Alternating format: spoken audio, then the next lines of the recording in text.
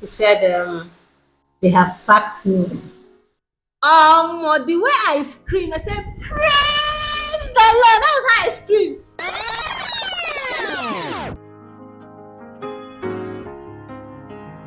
This Abiba Services Limited, our couple. Beside me is my co-founder and my partner and my soulmate. We run the team together, we run the show together. I still remain Engineer Ferdinand Okechukwu, and she is Engineer Vera Okechukwu. In 2008, on my Facebook page, I saw a face. I added her after initial gragra. You know, women used to do gragra. She added me back. From there, we start our chat, call on Facebook before we now meet one-on-one. So Facebook did the magic for us.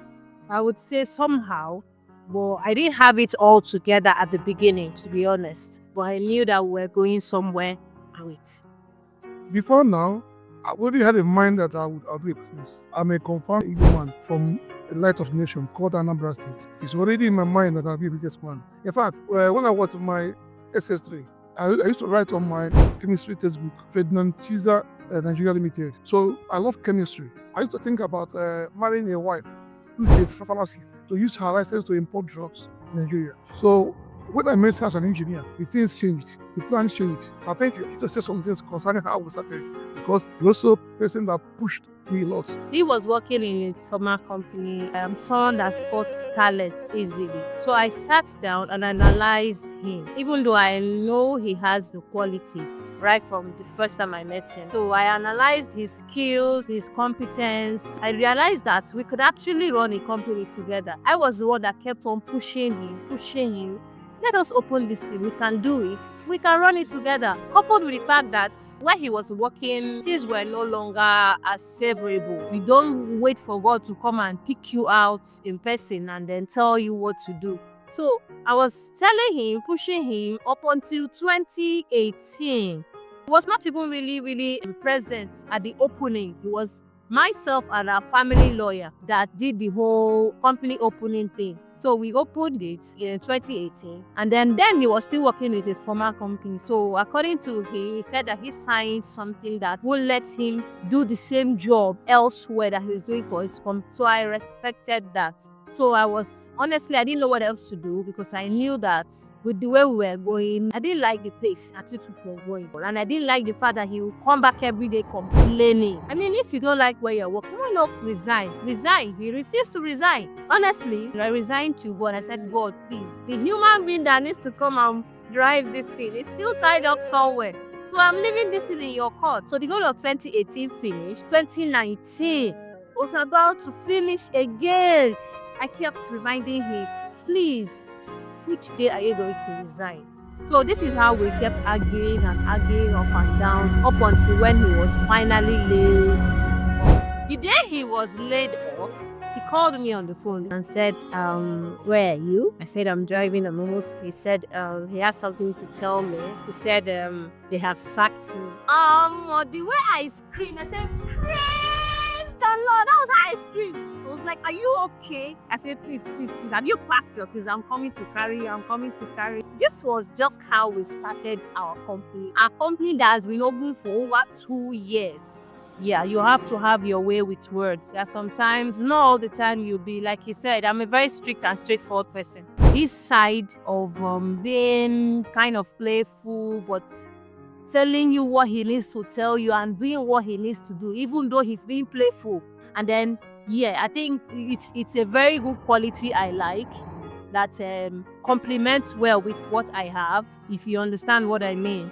He's someone that people likes a lot, but then they don't think that he's strict. He's strict as well. He puts his leg down when he wants something to be done, but because of how he will put it to you, you wouldn't even see it. I would just look at them and laugh, like they don't even know who this man is, So that's it. That's one very good quality I like about him. To be honest, our proudest moment was the first time we got the job. That was in 2019.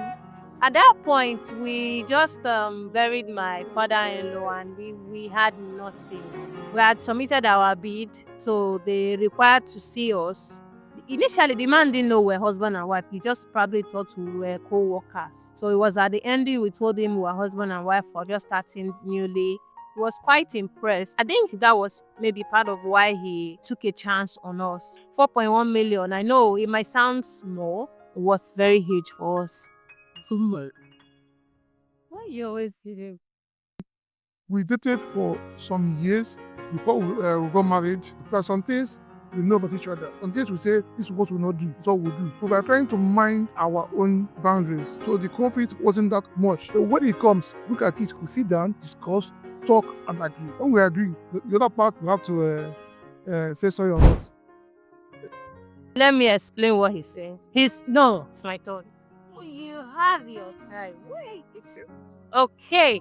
How do we handle conflict in business? In business, it's quite easy. Sometimes, do we take this project? Do we not? I like to take on, I call it profitable business. And most of the time, he will tell you, I just want to pay my workers. My workers are idle. I don't want them to be idle. So no matter how little the profit is, let's take it.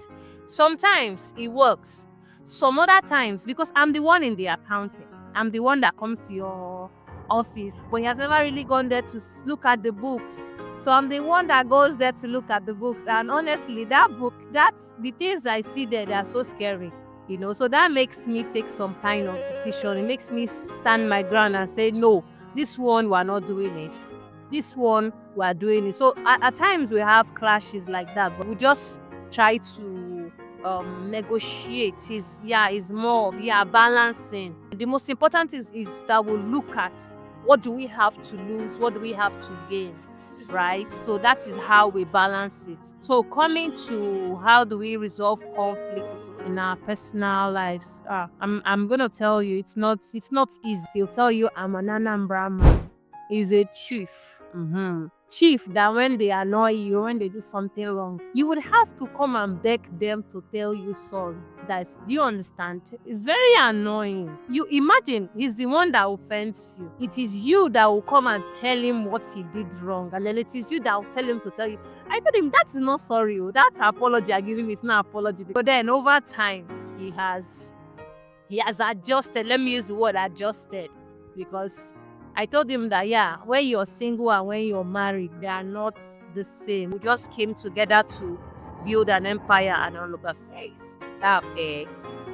So I think we have agreed, we have reached that point where, okay, I know what makes him angry. I will try not to do it. Now he knows what makes me angry. Even though he did something or does something that makes me angry, he now knows how to appease me. I think it's just basically about understanding. Okay, actually, this is our 13 years in marriage, 15 years in living with each other, then 5 years in business. I will still go back to my wife, but I will start on time. We were married for 13 years. At our third year, we started our business. I've been far by now. So we were scared. Maybe I'm scared of leaving the whole thing on air. I start my own business. You see them as your financial partners. That's how we see Vendorcredit. My husband will always say my partner, and I'll be like, do you have another partner apart from you? He said, yeah. Here is my financial partner. So I think you should just see them as your financial partner, someone that can reason with you, give you the support, financial support that you need. But also you need to be very prudent, be very frugal and then be very disciplined in terms of spending money. You can't borrow money and use it to build a house, for example, except it's business, So you have to borrow money if it's something that will yield money back. So don't be afraid. As long as you know that it's going to yield money back. They don't bite. Let me use it that way. They don't bite. Okay, I've said before, I don't see any harm or any issue that taking loan from bank or financial institution to do business. When I met Vendorcredit people, I partner with them. I call it partnership because not only about giving me money, at times I share with them the business. They will mitigate the risk. They will do some project risk on it, check if they can be able to sponsor the project or if it's viable. For their own advice, I will have to build on it. So anybody in business, mostly in project or supply, as far as you have people that's genuine to approach a financial institution, they can give you a guide fund to do the project. There's no harm in it. It's very good. It will help you to relax your mind. They will just take a bit of No interest. It's something everywhere. I would really like to take vendor credits for partnering with us all these years. To be honest, I would say without them, we wouldn't have been in business because there have been so many projects that required a lot of, huge funding. Personally, weren't able to get it anywhere else. Even if we got the loan, the interest rates will be so high that, when you eventually finish the project, you get little or no profit. So I would really have to thank Sheye and the vendor credit group for their, I would say, awesome work. Keep it up, guys. This teaching of love is about gift because love signifies sacrifice and gifts. I don't like to talk only and talk only and talk, but I would like to send in my flowers to the project to appreciate them for what they are doing. Kudos to you guys. So everybody, this. Thank you.